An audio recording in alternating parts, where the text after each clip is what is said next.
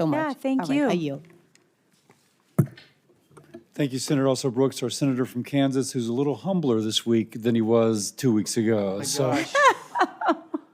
Chairman, I hadn't even thought about that issue for about 3 minutes. But I am serving lunch today to the junior senator from Pennsylvania. And Senator Blunt Richardson notices that you're wearing Philadelphia Eagle colors. So Guilty as charged. Guilty as charged. All right. Well, welcome, Congresswoman. Thank you for being here today. I'm so grateful for President Trump nominating you. Thank you. I think when he did this, it was certainly a shout out to the hardworking men and women across this country. Based upon your resume, the work you've done, that you certainly have been a person committed to, again, those hardworking men and women across the country, union or non-union workers. Those are people that President Trump supports, and we want them to be successful. We want you to be successful, and I think you're going to be a great representative at the table. Represent him as we're going forward. I want to talk about workplace development for a second. Though unemployment is relatively low, supposedly, our participation rate isn't as good. And I think there's an opportunity there to get people back in the workforce. And if they don't have the skills, the education to do that, then let's help them out. I see there's so many great opportunities, our community colleges, our technical colleges, the unions, apprenticeships, all those pieces are out there. What can we do, what can you do to help support them and help them be successful? Thank you, Senator Marshall, and I'm sorry that the chairman is being so mean to you in the first few minutes of you being here. But again, it was great meeting with you because we had that conversation about workforce development and workforce investment in our communities and how it can differ oftentimes in a metro area versus a rural area and all of the above. And how you mentioned to me your family in the local community colleges. I took Clackamas Community College right outside in Clackamas County, right from Happy Valley, and how important that was for the community as a whole. And from the Department of Labor, I couldn't, again, be more prideful that I had served on education and workforce on the WIOA reauthorization. And while it didn't make it through, I hope Congress, if the president sees that this is important, that Congress will take this back up for the reinvestment into our young people so that they can be skilled and reskilled in our respective states. I can't wait to come out and visit, and I think I've mentioned this to a couple senators, coming out to all 50 states would be amazing to really learn how the labor laws are affecting your respective states and the investment in the workforce. So I commit to you that I will work hard for the Department of Labor and the agencies within the Department of Labor to make sure that our young people are ready to go in the workforce.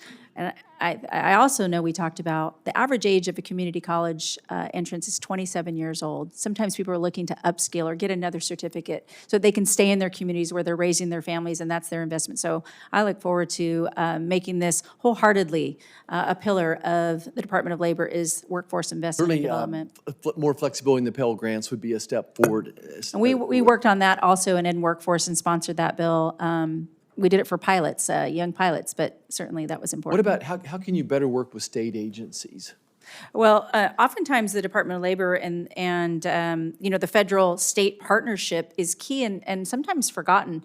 I think one of the areas that we can look together is unemployment insurance, was talked about over the last several years, and how we can be a better federal partner, give them the tools that they need, the state partners, in order to develop their workforces and make sure that they have people who are in the workforce who want to stay in the workforce and not pick up and leave. And again, invite people back. So many people have left the workforce, even the search of a job, and we want to make sure that those people are coming back from full force. I want to take a moment and talk about the franchise model again. And I heard the chairman's opening remarks or questions kind of touched on this, but I want to go back there.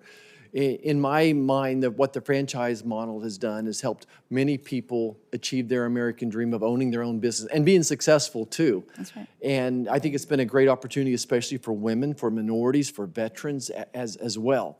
And we have to work on this balance. I want the unions to be successful. I want the franchises to be successful as well. How do we achieve that balance? Any thoughts on where's the win-win opportunity when it comes to that issue?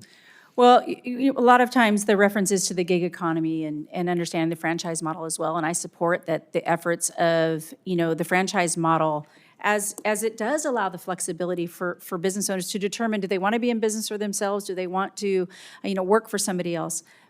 But I think the only change that can be talked about today that will work in all of these is everybody has to have that voice and understanding at the table.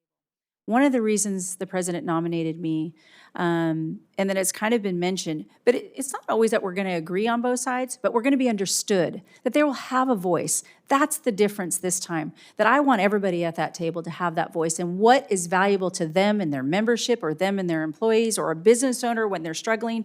Compliance is important, education of compliance. And then also, that we can protect all American workers. There's a continuum from the first day that we have our first job all the way through retirement.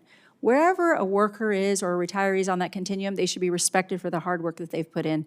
I can tell you, bringing everybody at the table is going to do just that and reinforce the things that we care